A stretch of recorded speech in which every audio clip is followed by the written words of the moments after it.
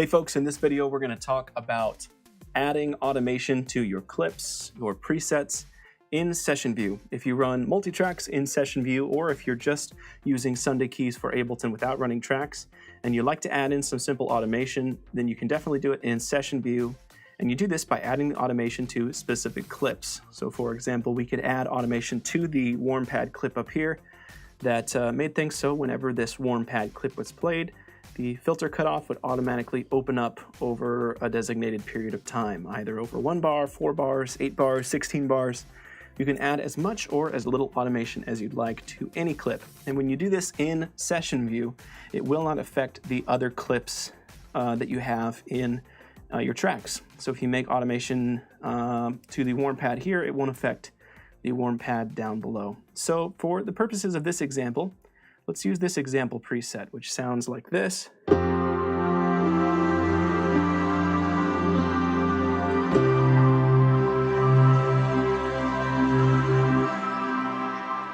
So it starts off pretty aggressively there. We've got this airy pad, quite a bit of reverb, and the filter cutoff a little bit over halfway open.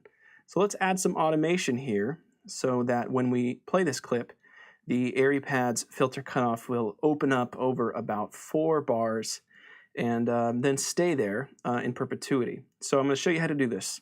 If you watched the last video on running tracks and keys at the same time, then this workflow is going to be pretty similar to you. And it's also the same first steps as the video we had a little bit further up the video resource page about setting saved values to your presets and clips. The only thing that's different here is this: we're just making things happen over a set period of time, over a set length, and then we're determining whether or not we want it to loop and happen over and over, or if we just want it to happen once and then things stay right there where they're at. So to do this, we're going to select the control that we want to add automation for. So I'm going to choose the filter cutoff here, and I'm going to drag it down a little bit to where I want it to start.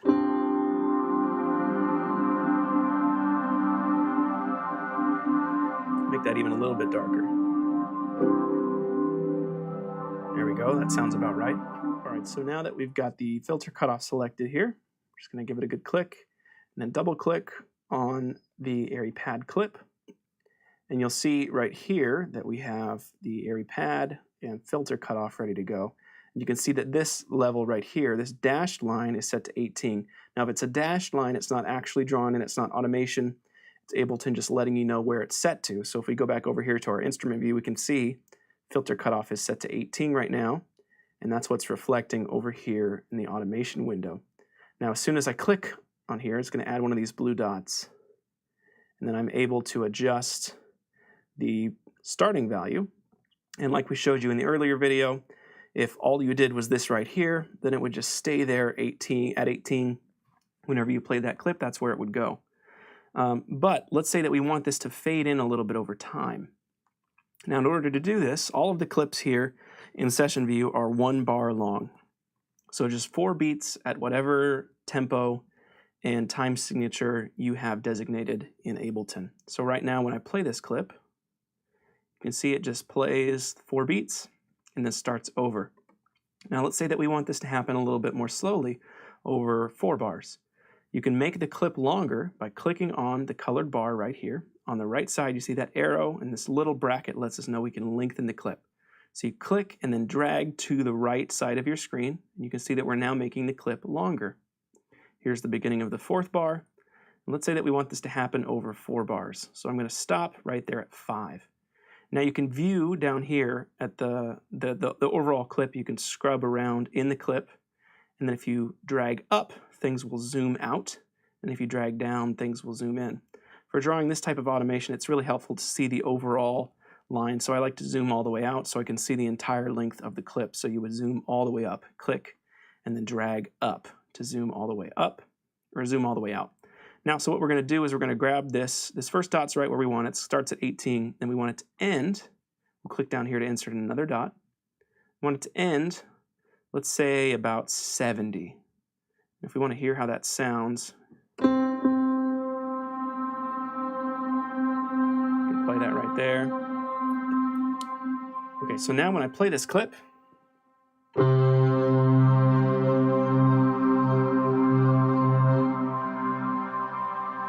can hear that pad getting brighter. We can actually see the automation moving it up. But then what happens is when we reach the end of the clip, it starts over.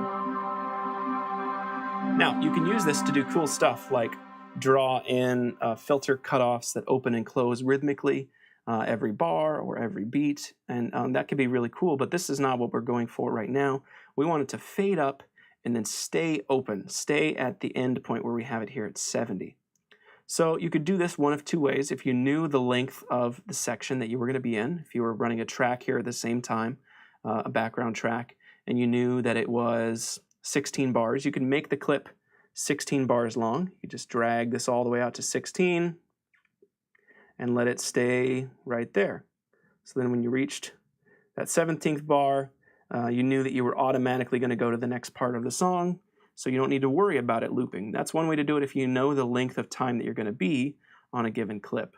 But if you're improvising, if you're flowing, or if you're not playing with a backing track, or you may potentially play that part of the song more than one time, then you can make this clip not loop at all. And all you do to do this is go over here to loop and click unlinked. And then when you do this, you have the option to set this to loop or not. So I'm going to hit no. And now, well, it's not a no, it's just I click on loop so that it's not highlighted in yellow anymore. And then when I play this airy pad, you can see the filter starts moving,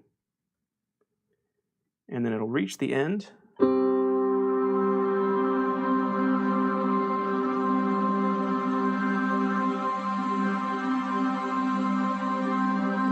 And it will stay there.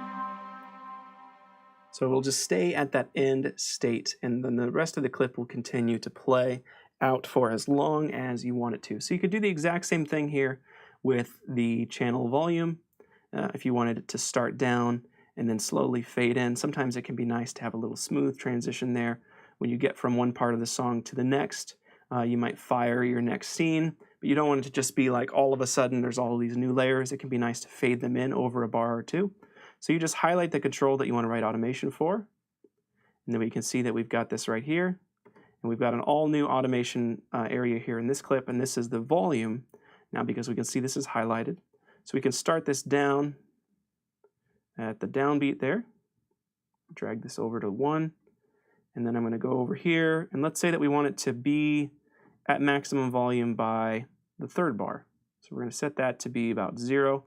Now it'll give you the option to bring this all the way up to 6 decibels, but we've designed Sunday keys for Ableton to cap out at 0 decibels for all these tracks. Any more than that, and you might run into issues with clipping. So we generally like to keep things about 0 decibels at the maximum amount. And then now we can see that as we play this clip, whoops, sorry, I'm going to do that again because I played that synth bass, which was a little off. Let's play this now.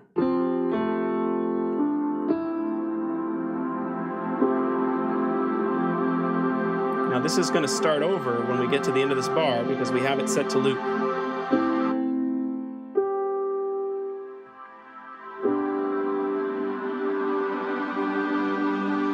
So you can do cool things with that again, like if the bar were, or if the clip were 1 bar long, you could have this just fade in and out over and over. Play this clip again.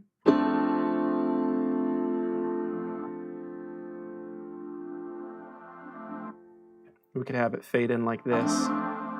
Do it like this.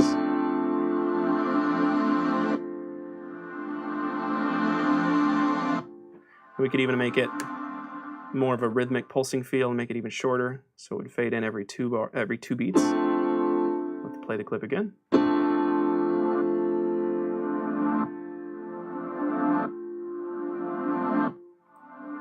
Or even a quarter note, sort of a sidechain vibe. We made it quite short.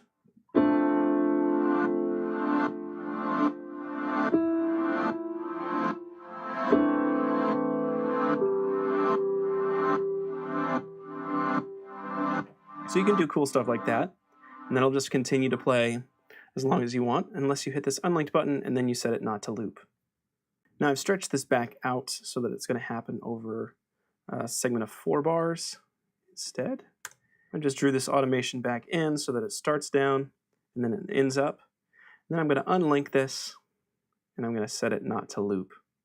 Now, once you do this, you can't adjust the length of the track as easily. You can make it shorter, but you can't make this clip longer because that's being set by the note length here. So if you wanted to actually increase that after setting something not to loop, you go over here to Note View, and then you can increase or decrease the length of the clip. Then you can go back over to the envelope and actually adjust what's happening in the automation.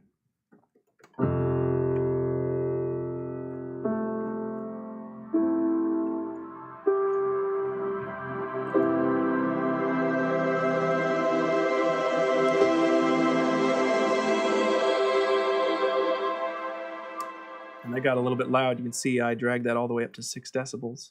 And then if you want to view all the automation that you've got already done, just click on Only Show Adjusted Envelopes. And then you can view that you've got the track volume and the filter cutoff. And then remember, chain selector is what's actually making the preset play. So don't adjust that in these clips or they won't function as you expect them to. But if you wanted to, you could delete this track volume by just clicking on the dots. And once you see that dashed line, you know that all the automation is gone, and then it's going to go back to performing like normal. The other thing to keep in mind is that when you write this automation into a given clip, it's not going to affect any of the other duplicates of that clip. So this airy pad here that we've just made changes to has this filter cutoff automation. This airy pad does not. So if you make these changes after you've put your scenes together, you could just write a note over here in the master column of what's happening on the entire scene if you have more than one automation going. Or you could always rename the clip and title it something descriptive just to let you know what's going on. Or if you need to add more in-depth notes, you can right-click and choose Edit Info Text and then add a little description of what's going on just to give you a reference point so you can go back later and remember the work that you've done. So there's no limit to what you can or can't automate here. You can automate the volume of the track. You can automate any of the global effects. You can automate the volume of the individual instrument rack here in the chain selector. So we could go to the airy pad rack and we could adjust this volume. You can open up the actual effects on the instrument and you can automate any of these parameters that you'd like. But we have tried to put the most commonly used and useful ones here on these macros in the airy pad rack. So I'd recommend sticking close to these unless you're really comfortable with sound design and how Ableton works in general. But you can automate any of these things that you'd like, and then once the automation's been written into the clip, any copy and paste that you do of this clip will carry over that automation and that programming to the duplicate as well. So while the original or the other copies of this airy pad weren't affected by the changes we made, so if I go down here to this airy pad, it's in its original form. This one is not. If I were to copy and paste this somewhere else, then the automation would go over as well. So you don't necessarily need to repeat your work a bunch of times after you've drawn some automation in if you have some go-to automations that you like to use. So that's a little bit about how you can add automation to your clips in Session View. As you can tell, it's very similar to how you do it over here in Arrangement View, and it's just one step above what you've done earlier on here on the video resource page when we talked about setting saved values to your presets and clips. But just remember that when you're on a clip and you're in clip view, you can draw in these things, just select what you want to control first. It's oftentimes easier than trying to find it here in the menu because there's all sorts of things you can automate. But if you just click on the control, then it will automatically be selected. You can draw it in. Remember that the dashed line means there isn't any automation yet, but as soon as you add a blue marker, then automation is going to be present. And if this region here is unlinked, then you can toggle loop on or off for just that control. If it is linked, which is the default state, then it's going to loop.